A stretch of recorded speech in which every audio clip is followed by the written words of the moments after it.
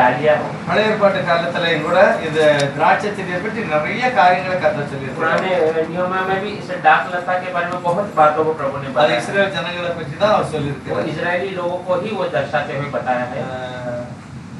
யாக்கோபு தன்னுடைய பிள்ளைகளை ஆசீர்வதிக்கும் போது याकूब अपने बच्चों का आशीष करते समय அவர் 49:22 ஆதியாகமத்துல उत्पत्ति 49 में 29वां वचन में कहता है யோசேப்பு கனிதரும் செடி, यूसुफ फल देने वाला पेड़ है। அவரும் கூட கனி தரக்கூடிய நல்ல ஒரு திராட்சை செடி. वो भी फल देने वाला अच्छा वो डाक लगता है। ஆனா பைபிள்ல சொல்லுது கொடியானது செடியில நிலைத்திருக்க வேண்டும். पर वचन में लिखा है कि जो डालिया है वो पेड़ के साथ उस झाड़ के साथ लगे रहना। செடியா இருக்கு, செடினா ஒரு சின்னது. पहला एक झाड़ के रूप में छोटा सा है, அதுக்கு பிறகுதான் அது வளர்ந்து கொடியாக படர்கிறது. उसके बाद वो बढ़कर वो डालियां बढ़ने लगता है। ஆண்டவர் திராட்சை செடிங்கத இந்த ஓமானத்தை வேற எந்த सुविशेषली சொல்லாம யோவான்ல மட்டும் சொல்லிருக்கு. ये बातों को इस वचन को यूहन्ना के सुसमाचार में छोड़कर और कहीं इसको बताया है। ராபோஜனம் நடந்த பிறகுதான் இத பத்தி பேசுகிறார். प्रभु भोजन होने के बाद इसके बारे में प्रभु बात 13வது அதிகாரத்துல ராபோஜனம் நடந்து முடிஞ்சிட்டு 13वां अध्याय में प्रभु भोजन खत्म हो गया है। 14 15 16 17 எல்லாமே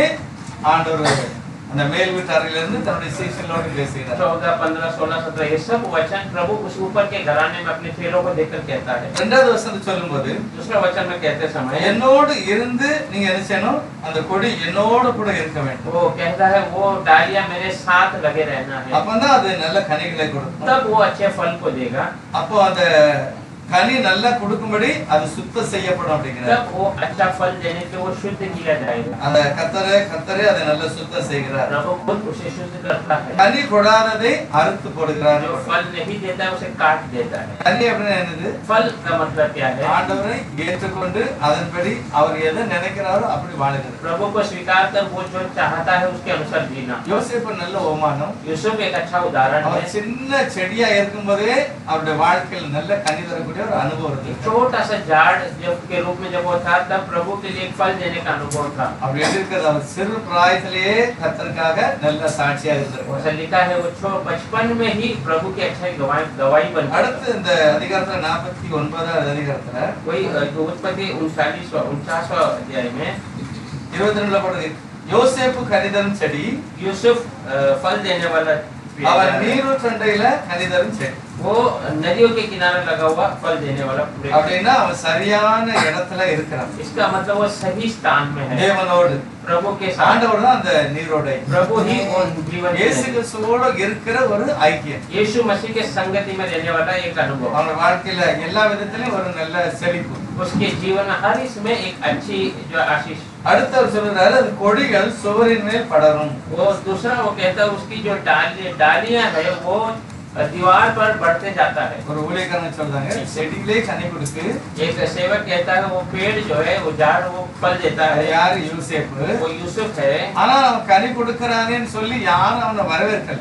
वो फल दे रहा है करके कोई उसको जो है बुलाया नहीं ना। அவனுடைய தரிசனத்தை அவனுடைய இதெல்லாம் அழிக்கிறதுக்கு தான் எதிர்பார்த்தாங்க. उसके दर्शन उसकी बातों को सब खत्म करने का அது இல்ல அப்படின்னு சொல்ல தான் பார்த்தாங்க. वो नहीं है ऐसा कहना चाहिए। அதுக்கு தடை செய்கிறார்கள். उसका रुकावट लाए। என்னெல்லாம் தடை செய்தாங்க? क्या क्या रुकावट लाए? அவனுடைய தகப்பனோடு இருக்கிற ஐக்கியத்தை எடுத்துட்டாங்க. उनके पिता की संगति को उससे निकाल दिया। போகிற இடத்துலயும் கூட அவனுக்கு எல்லாமே தப்பு தப்பா தான் நடந்துட்டு இருக்கு. जहाँ जहाँ वो गया वहाँ हर जगह उसको गलत ही उसके जीवन में हो रहा है। ஆகவே அவனுக்கு எல்லாமே தடை செய்கிறாங்க. ஒரு செவரு கட்டுற மாதிரி. इसका मतलब उसको सब जगह पे एक रुकावट को ला रहा है, जैसा कोई அவனுக்கு दीवार बांधा। இருக்கிறது வெளியே தெரியக்கூடாத அளவுக்கு ஒரு அடைப்பு இருக்கு. वो यूसुफ है वो बाहर नहीं नजर आने जैसा एक रुकावट को लाते அந்த हैं। யோசேப்பு என்ன செய்தாரா? और यूसुफ क्या करता அந்த है? கொடிகள் சுவரின் மேல் படர்கிறது. उसकी जो डालियां है वो दीवार को पास எல்லா कर இக்கட்டுக்கு மத்தியிலும் அவருடைய அபிஷேகத்தை அவர் வந்து இழந்து போகிறார். वो सारी संकटों के बीच में भी उसने अपने अभिषेक को खोया नहीं। அவர் கனி இருந்துகிட்டே தான் वो இருக்கிறார். फल देते ही जा रहा है। ஆவிக்குரிய கனி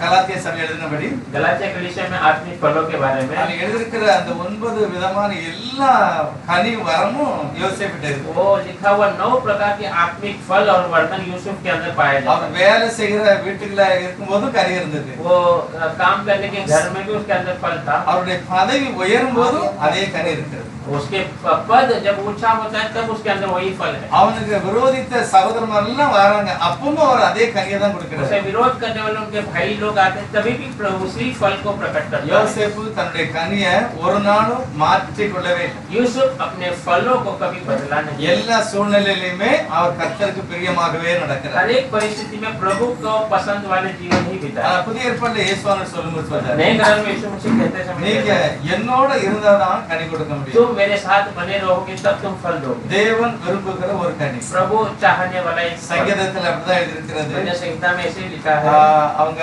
தேவனுடைய வேதாகமத்தை ஆசையோடு வாசகனாலே அவங்க கனி கொடுப்பாங்க. प्रभु के वचन को पूरी आशा के साथ पढ़ेंगे तो वो फल देंगे।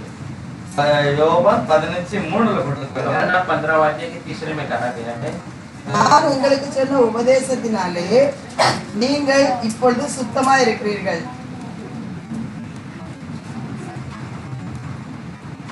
அதுல ரெண்டாவது வசனத்துல போட்டுக்கிறது, என்னில் கனி கொடாதிருக்கிற கொடி எதுவோ அதை அவர் அறுத்து போடுகிறார். யார் அறுத்து போடுவா? कौन उसे काट कर निकाल देता है? பிதாவானவர் என்னோட இருக்கிற கொடி கனி கொடுக்கலன்னா அவர் அறுத்து போட்டுருவாரு. पिता जो है मेरे अंदर जो साथ जो डालियां लगी है वो फल नहीं दिया तो काट देगा। கனி கொடுக்கிற கொடி எதுவோ அதை என்ன செய்வாரா? சுத்தம் பண்ணுகிறார் அப்படின்னு जो போட்டுருவாரு. फल देने वाली डाल है उसको वो शुद्ध करता है। ஆனா மூணாவது வசனத்துல எப்படி சுத்தம் ஆகுது? तो तीसरा वचन में कैसे शुद्ध होता है? இயேசுநாதர் என்ன சொல்றாரு? यीशु मसीह क्या कहता சுத்தம் है? பண்ணது எப்படி? शुद्ध कैसा किया जाता ரெண்டாவது है? வசனம் சொல்றாரு, என் பிதா உங்களை சுத்தம் பண்ணுகிறார்.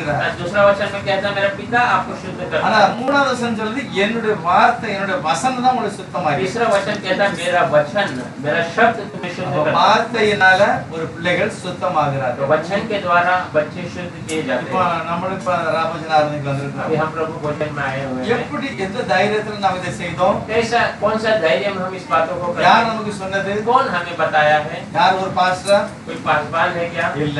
नहीं, கர்த்தருடைய வார்த்தையில எழுதி இருக்கிறது. प्रभु के वचन में लिखा हुआ இந்த है மாதிரி நான் வர வரைக்கும் இந்த மாதிரி ராமஜனம் நீங்க செய்யணும். मैं आने तक तुम इस प्रभु भोजन को करना है। எப்படி நான் செய்தேன் அதை நீங்களும் செய்யணும். जैसा मैं तुम्हें करके दिखा वैसा तुम करना அப்ப है। வார்த்தை தான் நம்மள அவருக்கு நேராக तो நடத்துகிறது. वचन ही है हमें प्रभु के ओर चलाता है। வார்த்தையில வல்லமையும் ஆசீர்வாதம் இருக்கிறது. वचन में सामर्थ्य और आशीष है। இந்த வார்த்தையை நம்ம கீழ்ப்படியும் போது நாம் तो சுத்தமாக்கப்படுகிறோம். वचन को हम पालन करते हैं तो हम शुद्ध किए जाते இதுல हैं। அப்படியே எழுதும்போது சொல்ற, என்னிலே நிலைத்திருங்கள் நானும் உங்களில் நிலைத்திருப்பேன். इसमें लिखते हुए कहता है मुझ में तुम बने रहो तो मैं भी तुम्हारे अंदर बना रहूं।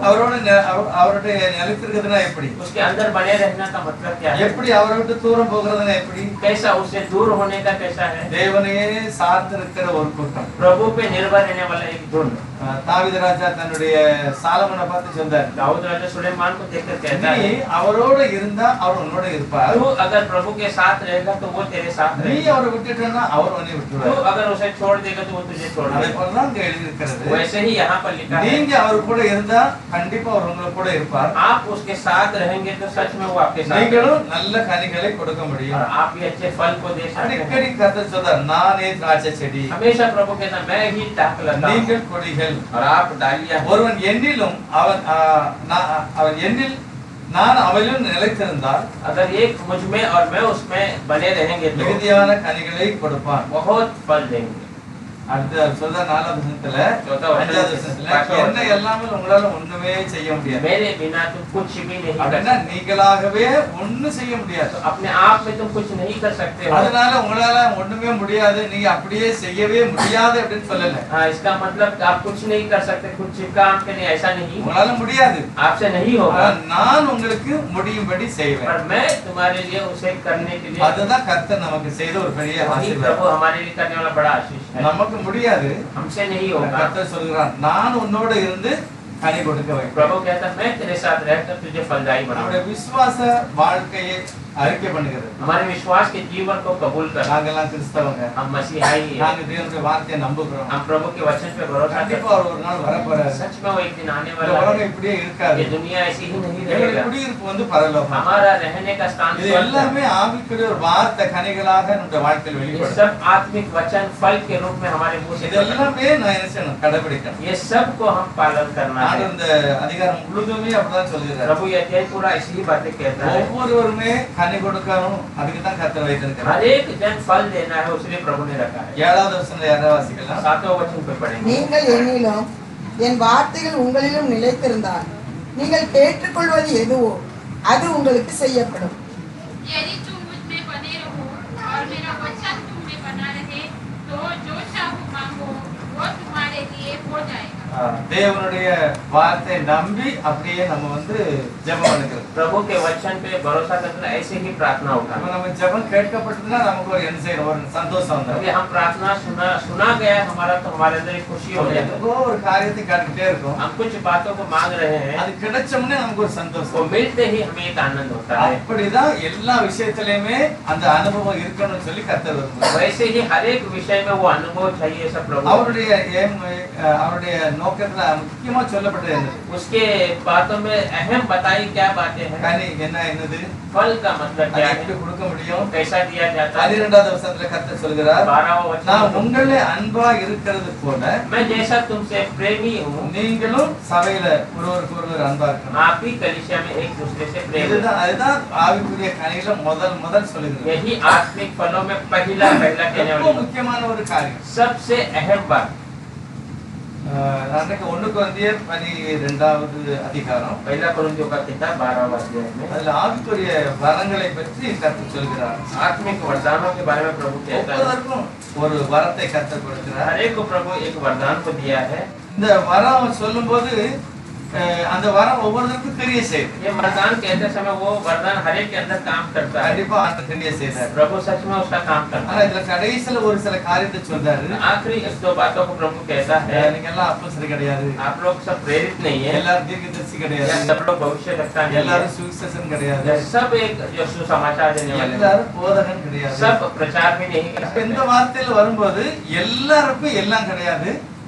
इस वचन में आते समय सबके लिए सब कुछ नहीं है. ஒரு சிலரை கர்த்தர் அப்போஸ்தலனாக தீர்க்கதரிசியாக மேய்ப்பனாக வைக்கிறார். थोड़े लोगों को प्रभु प्रेरितों के रूप में, भविष्यवाणी के रूप में या प्रचारक के रूप में அப்ப रखता நம்ம है. சொல்லலாம், ஆண்டவரே எல்லாமே எல்லாருக்கும் கிடைக்காதுல்ல, அப்ப எனக்கு எல்லாமே கிடைக்காதே. तो हम कहेंगे प्रभु सबको तो सब कुछ नहीं मिलेगा, तो मुझे भी सब कुछ नहीं ஒருவேளை मिलेगा. நான் தீர்க்கதரிசி இல்ல, हाँ, यदि मैं भविष्यवक्ता நான் नहीं, சுவிசேஷகனா இல்ல, या सुसमाचार देने பைபிள்ல वाला नहीं. இப்படிதான் எழுதிருக்கு, எல்லாருக்குமே எல்லாம் இல்லைன்னு. बाइबल ऐसे ही बताता है सबके लिए सब कुछ नहीं है, எல்லாரும் எல்லாமே இல்ல. सबके लिए सब नहीं ஆனா है. பவுல் ஒரு காரியம் சொல்றாரு பாருங்க. पौल एक बातों को कहता है, இந்த 12ல கடைசி வசனம் சொல்றாரு, 12 में आखिरी वचन இப்படி இருக்க ऐसा होते हैं. முக்கியமான வரங்களை நாடுங்கள், अहम वरदानों के आप पीछे हो जाओ, இன்னும் அதிக மேன்மையான வழியையும் உங்களுக்கு காண்பிக்கிறேன். और जो महिमा का मार्ग को मैं तुम्हें बताता हूँ. நல்லா புரியணும். अच्छे से समझना மேல है. சொல்லிருக்கு எல்லாருக்கும் எல்லாம் கிடையாது. ऊपर लिखा गया है सबके लिए सब कुछ नहीं है. ஆவிக்குரிய வரம் வந்து அவங்களுடைய பிரயோஜனத்துக்காக கர்த்தர் பகிர்ந்து கொடுக்கிறார். ஒவ்வொருவருக்கும் ஒரு வரம். आत्मिक वरदान अपने अपने लाभ के लिए प्रभु बांट कर देते हैं. எல்லாருக்கும் அந்த வரம் இல்ல. सबके लिए वो அதே वरदान மாதிரி ஊழியமும் 5 விதமான ஊழியம் இருந்தா அது எல்லாத்துக்கும் இல்ல. 5 प्रकार की सेविकाएं वो भी सबके लिए नहीं है. ஆனா 12ல கடைசி சொல்றாரு, पर 12 अध्याय में आखिरी वचन कहता எல்லாம் है விட்டுருங்க, वो सब छोड़ ஆனா दीजिए, எல்லாருக்கும் ஒண்ணு இருக்கு, पर सबके लिए एक बात है, எல்லாருக்கும் ஒண்ணு இருக்கு, सबके लिए एक है, அதை நீங்க விட்டுற கூடாது. उसको आप छोड़ना नहीं. அதுதான் எல்லாத்துக்கும் மேன்மையானது. वही सबसे ऊंचा है, அதுதான் அன்பு. वही प्रेम है. இதை நீங்க சொல்ல முடியாது, இது அன்பு எல்லாத்துக்கும் கிடையாது. ये आप कह नहीं सकते प्रेम सबके लिए नहीं है. எல்லாருக்கும் அன்பு, सबके लिए प्रेम है. எல்லாருக்கும் விசுவாசி ஊழியக்காரங்க எல்லாருக்கும் கர்த்தர் சொல்றாரு, இது வந்து எல்லாருக்கும் உண்டு. सबके लिए विश्वासी याजक अपना प्रचारक सबके लिए कहता है प्रेम सबके लिए है. ஆனா இது வேணா சொல்லலாம், எனக்கு குணமாக்குற வரம் இல்ல, हाँ, ये कह सकते हैं मुझे चंगाई करने का वरदान நான் नहीं है, தீர்க்கதரிசி இல்ல, मैं भविष्यवाणी नहीं कर सकता. பவுல் சொல்றாரு அதெல்லாம் இல்லாம இருக்கட்டும், पौल कहता वो सब नहीं रहे तो भी ஆனா चलेगा. அன்பு உனக்கு கண்டிப்பா வேணும். पर प्रभु प्रेम तेरे अंदर होना இது चाहिए. ஆள் பார்த்தாலும் கிடையாது, எல்லாருக்கும் உண்டு. ये आदमी देखकर नहीं पर सबके लिए இதை है. நீங்க கண்டிப்பா வாங்கியே ஆகணும். इसे तो कैसे भी लेना ही है. அன்பு அழியவே செய்யாது. प्रेम नाश नहीं होता. இதைத்தான் ஆண்டவர் 15வது அதிகாரத்தில் சொல்றாரு, நான் எப்படி உங்களை நேசிக்கிறேனோ அப்படி நீங்களும் ஒருவருக்கு ஒருவர் நேசிக்கணும். यही परमेश्वर 15वां अध्याय में कहते हैं, जैसा मैं तुमसे प्रेम करता हूँ वैसा तुम அன்புடைய உச்ச நிலை என்னது? प्रेम का सबसे ऊंचा स्थान क्या है? அதாவது ஒருவருக்காக ஒருவர் விட்டு கொடுக்கிறது, एक दूसरों के लिए छोड़ कर देना, ஒருவருக்காக ஜெபம் பண்ணுகிறது, एक दूसरों के लिए प्रार्थना உதவி करना, செய்கிறது, मदद करना, எல்லாருக்காக வேண்டி ஜெபம் பண்ணுகிறது. सबके लिए प्रार्थना करना. இதுதான் பவுல் சொல்றார் மேன்மையானதை நான் காமிப்பேன் यही पॉल कहता है, मैं बड़ी बातों को बताता அது हूँ, எல்லாருக்குமே கிடைக்கும் वो सबको मिलेगा, அது எனக்கு இல்ல நீங்க वो சொல்லக்கூடாது मेरे पास नहीं है, ऐसा नहीं कहना। எல்லாரும் கண்டிப்பா அதை வாங்கிக்கணும் सब लोग कैसे भी उसे ले அந்த लेना। அதிகாரம் முடியும் போது சொல்கிறார் उस वचन खत्म होते समय कहता அதாவது है, விசுவாசம் நம்பிக்கை அன்பு எப்படியெல்லாம் இருக்கு विश्वास प्रेम भरोसा ऐसा है, ஆனா எல்லாத்துலயும் மேன்மையானது என்னது सबसे बड़ा महिमा का क्या है? அன்புதான் प्रेम ही है। அப்ப தேவனுடைய ஜனத்துக்கு கர்த்தர் இந்த ஒரு மகிமையான காரியத்தை வந்து அவருடைய கல்வாரி சிலுவையில இருந்து நமக்கு தருகிறார் प्रभु अपने लोगों को ये बड़ी बात अपने कलवारी क्रूस में से उसे देता है। அந்த வார்த்தையை நம்ம நம்பி இருக்கும்போது கர்த்தர் அந்த வரத்தை என்ன வரும் எல்லாருக்கும் கிடைக்கப்படுது அன்பு वो प्रभु पे भरोसा रखे हुए रहेंगे तो प्रभु वो वरदान कौन सा जो प्रेम का वरदान, அந்த அன்பு இருந்தா கண்டிப்பா ஒருவருக்காக ஒரு ஜெபம் பண்ணுவோம் वो प्रेम रहेगा तो सच में हम एक दूसरों के लिए ஒருவருக்காக ஒரு விட்டு கொடுப்பாங்க एक दूसरों के लिए छोड़ देंगे। எல்லாத்துலயும் மகிமை அது குற்றம் கண்டுபிடிக்காது सबसे महिमा का बात वो दोष नहीं அது लगाएगा, வைராக்கியம் பாராட்டுறது वो घमंड नहीं करेगा। எல்லாத்துலயுமே மேன்மையானது வந்து ஆண்டவர் நம்ம மேல வைத்த அன்புதான் सबसे बड़ा प्रभु हमारे ऊपर रखा हुआ वो அதே प्रेम, அன்புதான் நம்மகிட்ட இருக்குன்னு சொல்லிட்டாரு वही प्रेम हमारे अंदर भी रहना प्रभु ऐसा चाहता है। நியாயாதிபதி புஸ்தகத்துல பாத்தீங்கன்னா 9வது அதிகாரம் न्याय के किताब में 9वां अध्याय में அதுல ஒவ்வொரு மரத்துக்கும் ஒரு சில காரியங்களை கர்த்தர் சொல்கிறார் हर एक पेड़ के बारे में प्रभु बातें कहता है, ஒவ்வொரு மரத்தையும் பார்க்கணும் हर एक पेड़ को हम देखेंगे। இது ஒரு ராஜா வந்து ஒரு ஓமானமாக சொன்னது ये एक राजा एक कहानी के रूप में बताता है। விருட்சங்கள் எல்லாம் தங்களுக்கு ஒரு ராஜாவை வேணும் அப்படின்னு அபிஷேகம் பண்ணுச்சு पेड़ सब जो है हमारे लिए एक राजा चाहिए करके अभिषेक இதுல किया। முக்கியமாக ஒரு 3 மரத்தை கர்த்தர் இதுல கொண்டு வர इसमें 3 पेड़ के बारे में प्रभु बताता है, 3 மரம் 3 पेड़। முதல் மரம் வந்து என்னதுன்னா ஒலிவ மரம் पहला अंजूर का पेड़, அந்த ஒலிவ மரத்துல போய் ஒரு ஆளு கேட்காரு एक अंजूर के पेड़ के पास जाकर एक व्यक्ति पूछता है, நீ வந்து எங்களுக்கு ராஜாவா तू இருக்கணும் जो है हमारे लिए राजा बनकर रहना है, உனக்கு நிறைய உங்களுக்கு எல்லாம் கிடைக்கும் तेरे लिए सब कुछ मिल நிறைய जाएगा, சலுகை கிடைக்கும் बहुत जो है உங்களை எல்லாரும் மதிப்பாங்க आपका अच्छा इज्जत रहेगा, நீ நல்ல ராஜா மாதிரி உட்காரலாம் आप राजा के रूप में बैठ सकते அதனால हैं। ஏன் இப்படி காட்டுல நிக்கணும் तो क्यों आप इस जंगल में खड़े रहना வாங்க है? வாங்க எங்களுக்கு ராஜாவா இருங்க आप आइए हमारे लिए राजा ஆனா அந்த बनकर। ஒலிவ மரம் சொல்லுது पर वो अंजीर का पेड़ क्या है? அதுக்கு ஒலிவ மரம் என்ன சொல்லுது பாருங்க ओलिव का पेड़ क्या है? தேவர்களும் மனுஷரும் தேவர்கள் யாரு प्रभु होता और मनुष्य, தேவனுடைய பிள்ளைகளும் உலக பிரகாரமான மனுஷர் प्रभु के बच्चे और दुनिया के बच्चे, ஆண்டவரை ஏற்றுக்கொண்டவர்களும் ஏற்றுக்கொள்ளாதவர்களும் प्रभु को स्वीकारे और नहीं स्वीकारे। ஒலிவ மரம் சொல்லுது என்னுடைய எண்ணெய் விசுவாசிக்க மட்டுமில்ல அவிசுவாசிக்கு நான் கொடுக்கிறேன் ओलिव का पेड़ कहता है, मेरा जो तेल है वो विश्वासियों के लिए और अविश्वासियों के நான் लिए, எல்லாருக்கும் கொழுமையான ஒரு எண்ணெயை கொடுக்கிறேன் मैं सबको ठंडापन का एक तेल देता हूँ। இப்படிப்பட்ட மகிமை ஆண்டவர் எனக்கு தந்திருக்காரு ऐसी महिमा प्रभु ने मुझे दिया என்னுடைய है, கனியே அதுதான் मेरा फल वही है, எனக்கு கொடுக்கப்பட்ட ஆசீர்வாதம் இதுதான் मुझे दिया हुआ आशीष वही है। இந்த ஆசீர்வாதத்தை விட்டுட்டு நான் எங்கேயுமே வரேன் इस आशीष को छोड़कर मैं कहीं नहीं எனக்கு जाऊंगा। எனக்கு ஆட்சியே வேண்டாம் मुझे राजपाल नहीं எனக்கு चाहिए, ராஜாவாகணும்னு அவசியமே मुझे இல்லை राजा बनने की आवश्यकता அது नहीं। நான் சொல்லு எனக்கு கர்த்தர் ஒன்று वो தந்திருக்கிறார் कहता मुझे प्रभु ने कुछ दिया है, விசுவாசியும் मैं अविश्वासियों का भी- ஆசீர்வாதமா இருக்கு விசுவாசிக்கும் ஆசீர்வாதமா मैं இருக்கு अविश्वास के लिए भी आशीषित हूँ और என்னுடைய विश्वास- மரத்துல எண்ணெய் இருக்கு मेरे पेड़ में तेल है, அது அநேகருக்கு ஆசீர்வாதமா बहुत இருக்கு सारे लोगों के लिए आशीष है। அப்போ அந்த மரம் தன்னை குறித்து என்ன நினைச்சிருக்கு तो वो पेड़ अपने बारे में क्या समझ कर रखा है? தேவன் என்னை விருதாவாக உண்டாக்கல प्रभु मुझे खाली नहीं बनाया, எனக்குன்னு ஒரு சான்ஸ் வச்சிருக்கிறாரு मेरे लिए कुछ मौका அது रखा எனக்கு है। தெரியுது என்னுடைய எண்ணெய் எல்லாருக்கும் वो ஆசீர்வாதமா मुझे मालूम है, मेरा तेल सबके लिए உடனே आशीष है। அந்த மரம்லாம் சேர்ந்து सरी பரவாயில்ல இந்த மரம் வேண்டாம் तो सब पेड़ कहते हैं ठीक है, फिर ये पेड़ की आवश्यकता नहीं। அத்தி மரத்திட்ட போய் वो கேட்கலாம் अंजीर के पेड़ के पास,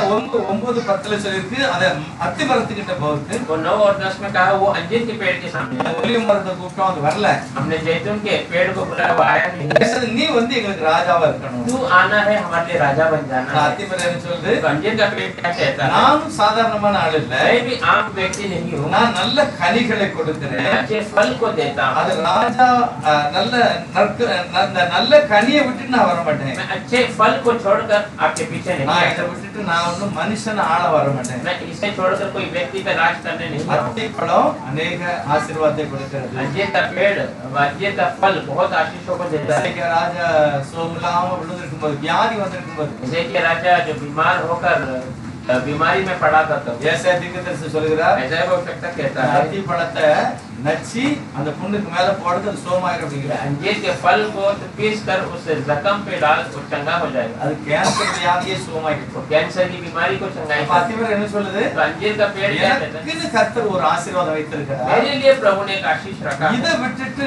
மோசமான அந்த ராஜ பதவி எனக்கு வேண்டாம். इसे छोड़कर बुराई और राज्य का अधिकार मुझे नहीं चाहिए।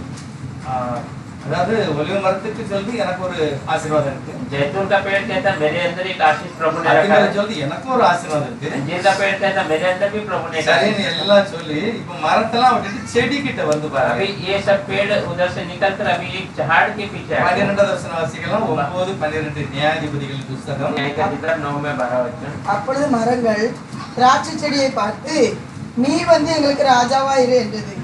அதற்கு திராட்சை செடி தேவர்களையும் மனுஷரையும் மகிழ பண்ணும் என் ரசத்தை நான் விட்டு மரங்களை அரசாள போவேனோ என்றது.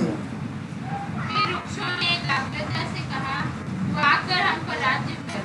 दाखलता ने उनसे कहा, क्या मैं अपने नए मधु को छोड़, इसी से परमेश्वर और मनुष्य दोनों को आनंद होता है। அப்ப திராட்சை செடி என்ன சொல்லுது? तो दाखलता क्या எனக்கு ஒரு कहता है? ஆசீர்வாதம் இருக்கு. मेरे अंदर एक आशीष அது है, ரசம். वो रस है। அது நான் விசுவாசிக்க மட்டும் இல்ல, அவிசுவாசிக்கும் என்னால ஆசீர்வதிக்கப்படுறாங்க. वो मैं अविश्वासियों के लिए नहीं, अविश्वासी भी मेरे द्वारा எல்லாருமே என்னால ஆசீர்வாதத்தை அனுபவிக்கிறார். सब लोग मेरी आशीष पे अनुभव இதை करते நான் हैं விட்டுட்டு வர और மாட்டேன். इसे छोड़कर मैं नहीं आऊंगा। இயேசுநாதர் சொன்னார் பாருங்க, अब यीशु मसीह कहता है நானே மெய்யான திராட்சை செடி. मैं सच्चा डाक लता हूँ। நீங்கள் இப்படி உயர்வான ஒரு கனிகளை கொடுக்க முடியும், உங்ககிட்ட அது இருக்கு. आप भी ऐसे ऊंचे फल को प्रकट कर सकते நீ हैं। தனியா आपके ஒண்ணு अंदर। சாதிக்க முடியாது. तो अपने अकेले में कुछ नहीं कर என் सकते, கூட இருந்தாதான் செய்ய முடியும். पर तू मेरे साथ रहेगा तब कर அப்படிப்பட்ட सकते। ஒரு மகிமையை வந்து ஆண்டவர் நம்முடைய ஜனங்களுக்கு அவர் கொடுத்தார். ऐसा एक महिमा प्रभु अपने लोगों को देता அப்ப है। நான் சாதாரணமான ஆள் இல்ல, तो हम कोई आम व्यक्ति नहीं है, நீங்க சாதாரணமான ஆள் இல்ல. आप कोई आम व्यक्ति नहीं है। உங்களுக்குள்ளேயும் சில காரியங்களை கர்த்தர் வைத்திருக்கிறார். आपके अंदर कुछ अच्छे बातों को அது அநேகருக்கு ஆசீர்வாதமா இருக்கும். तो बहुत सारे लोगों को आशीषित இஸ்ரவேல் रहेगा। ஜனங்களை சொன்னாரு, அவங்க ஒலிவ மரமா இருக்காங்க, इजराइल लोगों को कहता है वो जैतून का पेड़ है, அத்தி மரம், अंजीर का पेड़ है, திராட்சை மரம். दाखलता है। இது எல்லாமே ஒரு ஆவிக்குரிய நிலையில இருக்கும்போது இது ஒண்ணு சாதாரண மரம் கிடையாது.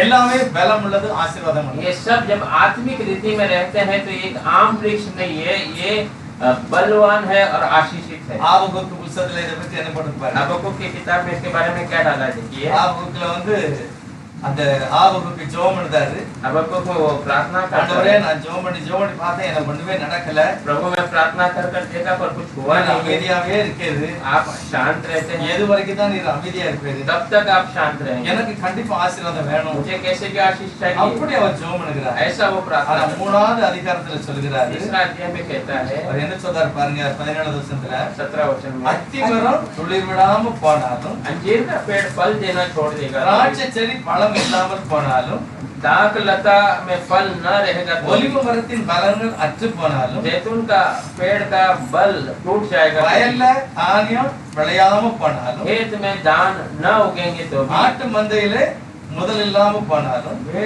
भेड़ के झुंड में भेड़ न हुआ तो भी, தொழுவத்துல மாடு இல்லாம போனாலும், और तबेले में गाय न रहेंगे तो भी, நான் கர்த்தருக்குள் மகிழ்ச்சியாக और இருப்பேன். मैं प्रभु में आनंदित रहूंगा। எப்படி ஆபகுக்கு இப்படி சொல்றாரு? ऐसा हबक्कुक कैसा कहता है, தேவனோடு இருந்தோம்னா அது எல்லாமே அப்படிதான் நல்லதா. मैं प्रभु के अंदर रहूंगा तो सब मेरे लिए அது सही है। தானாக கனி விடாது, நான் தேவனோடு இருந்து கனி கொடுப்பேன். वो अपने आप फल नहीं देगा, मैं प्रभु के अंदर रहकर फल அப்ப दूंगा। ராபோஜனத்துல நம்முடைய விசுவாசத்தை நாம் அறிக்கை செய்கிறோம். वचन में हम अपने विश्वास को कबूल कर रहे हैं। வசனத்துல எழுதிருக்கு, அதனால நம்ம செய்யறோம். वचन में लिखा है इसीलिए हम करते யாரோ हैं, சொல்லி இல்ல, कोई कहकर नहीं, ஆண்டவரே சொல்றாரு. प्रभु खुद कहता நான் है, வரும் வரைக்கும் நீங்க இதை செய்யணும். मैं आने तक तुम इसे करना है। எதனால அது செய்யணும்? क्यों इसे करना है? உங்களுக்காக நான் மரித்தேன், मैं तुम्हारे लिए मारा गया हूँ, பண்ணப்பட்டேன், दफनाया गया हूँ, உயிரோட வந்துட்டேன். जी उठा हूँ, அதனால நீங்க மறக்கவே கூடாது. इसीलिए तुम्हें भूलना நான் नहीं है। மரித்தது உங்க பாவத்துக்காக. मैं मरा था आपके पापों के நான் लिए, எழுந்தது உங்களை நீதிமானா வாபஸ் நிறுத்துவதற்கு. मैं जी उठा आपको धर्मी बनाकर खड़ा कर दिया। மறந்துடவே கூடாது. आप भूलना नहीं है, அதனால நீ கண்டிப்பா என்ன செய்யணும்? इसीलिए तो क्या करना है, நான் வரும் வரைக்கும் இந்த ராபோஜனத்தை நீங்க செய்யணும். मैं आने तक इस प्रभु भोजन को करना है। யோவான் 15வது அதிகாரத்துல யோனா का 15वां अध्याय அந்த கடைசி வசனம் வாசிக்கலாம். 16வது வசனம், 15 16. 15 में 16, நீங்கள் என்னை தெரிந்து கொள்ளவில்லை, நான் உங்களை தெரிந்து கொண்டேன். நீங்கள் என் நாமத்தினாலே பிதாவை கேட்டுக்கொள்வது எதுவோ அதை அவர் உங்களுக்கு கொடுக்கத்தக்கதாக நீங்கள் போய் கனி கொடுக்கும்படிக்கும் உங்கள் கனி நிலைத்திருக்கும்படிக்கும் நான் உங்களை ஏற்படுத்தினேன். तुमने मुझे नहीं चुना परंतु मैंने तुम्हें चुना है और तुम्हें नियुक्त किया है कि तुम जाकर फल लाओ और तुम्हारा फल बना रहे कि तुम मेरे नाम से जो कुछ पिता से मांगो वो तुम्हें दे. இதுல கர்த்தர் சொல்றாரு நான் தான் உங்களை தெரிஞ்சுக்கிட்டேன் அப்படின்னு तो சொல்றாரு. प्रभु कहता है मैंने ही तुम्हें चुना है. எதனால நம்மளை தெரிஞ்சுக்கிட்டாரு? क्यों प्रभु ने हमें चुना है? கடைசி வசனம் வாசிக்கலாம் 27வது வசனம். आखिरी वचन 27वां वचन पढ़ेंगे. நீங்கள் ஆதி முதல் என்னுடனே கூட இருந்தபடியால் எனக்கு சாட்சிகளாய் இருப்பீர்கள். इन बातों की आज्ञा मैं तुम्हें इसलिए இதுல देता हूं. ஆண்டவர் கேரண்டியா ஒரு காரியம் சொல்றாரு. इसमें प्रभु पक्का से एक बातों को நீங்க ஆதி முதலாவதே உலகத்துக்கு முன்னாடி என் கூட தான் நீங்க आप இருக்கீங்க. शुरू से दुनिया उत्पन्न होने के पहले से तुम लोग मेरे அதனால साथ, கண்டிப்பா நீங்க கனி கொடுப்பீங்க. उसीलिए सच में तुम पर எனக்கு சாட்சியாவும் இருப்பீங்க. मेरी गवाही बनकर रहेंगे. அதனால தான் நான் உங்களுக்கு அடிக்கடி இதை ஞாபகப்படுத்த इसीलिए मैं हमेशा तुम्हें ये याद दिलाता हूं. தேவன் தன்னுடைய ஜனங்களை உலகத்தோட்டத்துக்கு முன்னாலே தெரிந்து கொண்டார். तो प्रभु अपने लोगों को दुनिया நம்ம उत्पन्न होने எல்லாமே के पहले चुना. கிறிஸ்துக்குள்ள இருந்தோம். हम सब मसीहा के अंदर இப்போ थे. தன்னுடைய வார்த்தையை கொடுத்து நம்மளை என்ன செய்யறார்? ஆயத்தப்படுத்துகிறார். अभी अपने वचन को देखकर हमें तैयार அவரே करते हैं. அதை இரக்கமாக செய்கிறார். वो खुद उसे दया से करता நீங்க है. கண்டிப்பா எனக்கு நீங்க கனி கொடுப்பீங்க, சாட்சியா இருப்பீங்க. आप सच में मेरा फल दोगे और गवाही बनकर रहोगे. ஆதி முதல் அப்படின்னா ஊழியத்துல ஆரம்பத்துல சொல்லல, ஆதியில உலக தோற்றத்துக்கு முன்னாலே நீங்க எங்க கூட இருப்பீங்க. शुरू से मतलब सेविकाई में पहले से नहीं, परंतु दुनिया उत्पन्न होने के पहले से तुम मेरे साथ. யாரு முன்னால இருந்தாங்களோ அவங்கள தான் கர்த்தர் அழைத்திருக்கார். जो पहले थे उसे ही प्रभु ने चुना. யார் அழைச்சாரோ அவங்கள பரிசுத்தப்படுத்திருக்கார். जो बुलाए गए हैं उन्हें प्रभु அவங்கள पवित्र उसे நீதிமானாக்கிருக்கிறார். धर्मी बनाया அடுத்து போடுறது அவங்க மகிமைப்படுத்திருக்கிறார். और कहा है उसे महिमा किया. அப்ப இதெல்லாம் கர்த்தர் ஞாபகப்படுத்தார் தன்னுடைய மக்களுக்கு. ये सब प्रभु याद दिलाता है अपने लोगों உங்களை को. வாசிக்கும் போதெல்லாம் சொன்னா ஆமா ஆண்டவரே நாங்க அப்படியே உங்களுக்கு சாட்சியாக இருப்போம். पढ़ते समय कहना है हाँ प्रभु हम ऐसे ही आपकी நாங்க गवाही அப்படியே देंगे. கனி கொடுப்போம். हम ऐसे ही फल நம்முடைய देंगे. அறிக்கை நம்முடைய வாழ்க்கையில ஆசீர்வாதத்தை கொண்டு வரும். हमारा कबूल हमारे जीवन में आशीष प्रकट கர்த்தர் करता है. அப்படிப்பட்ட மகிமையான ஆசீர்வாதத்தை நம்ம ஒவ்வொருவருக்கும் தருவாரா. प्रभु ऐसे महिमा के आशीष को हमारे एक கர்த்தர் ஆசீர்வதிப்பார். நம்ம எல்லாம் ஜெபம் பண்ணலாம். प्रभु से आशीष करेगा, हम सब प्रार्थना करेंगे. எல்லாரும் ஜெபம் பண்ணுங்க. सब प्रार्थना करें.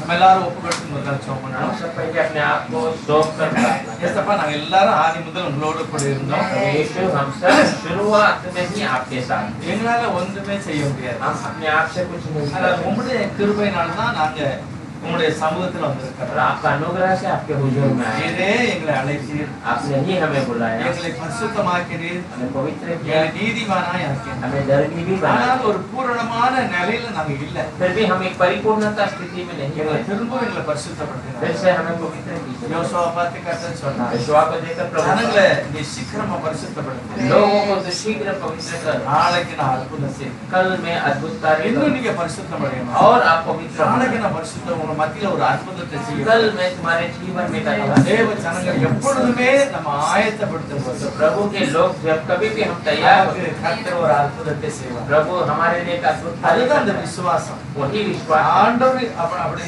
யோசுவா பார்த்து சொல்றார், प्रभु यीशुआ को देखकर कहता है, கண்டிப்பா நீங்க பரிசுத்தமாங்க, सच में तुम पवित्र हो நான் ஒரு जाओ. அற்புதத்தை செய்வேன். मैं एक अद्भुत कार्य கர்த்தர் करूंगा. அப்படிப்பட்ட அற்புதத்தை நம்ம குடும்பத்துல நமக்கு கர்த்தர் செய்வார். प्रभु ऐसे अद्भुत कार्य हमारे परिवार में, அற்புதத்திலே हमारे பெரிய அற்புதம் என்னது?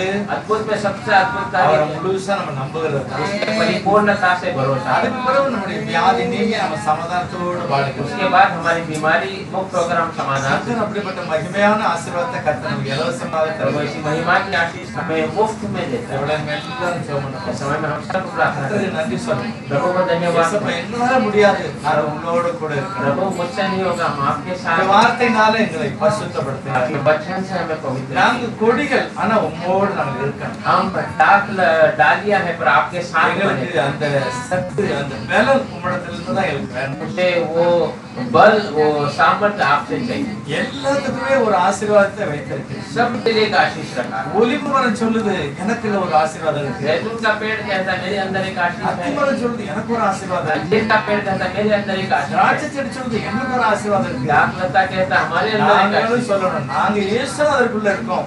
எங்களுக்கு ஒரு ஆசீர்வாதம் हम भी कहना है हम प्रभु यीशु के अंदर है, हमारे लिए भी एक आशीर्वाद है। எல்லாம் சொல்லணும் सब प्रार्थना करें, அவர்களெல்லாம் நீக்கி போகும்படி சொல்லணும் सारी कमियों को दूर करने के लिए प्रार्थना करें। Amen.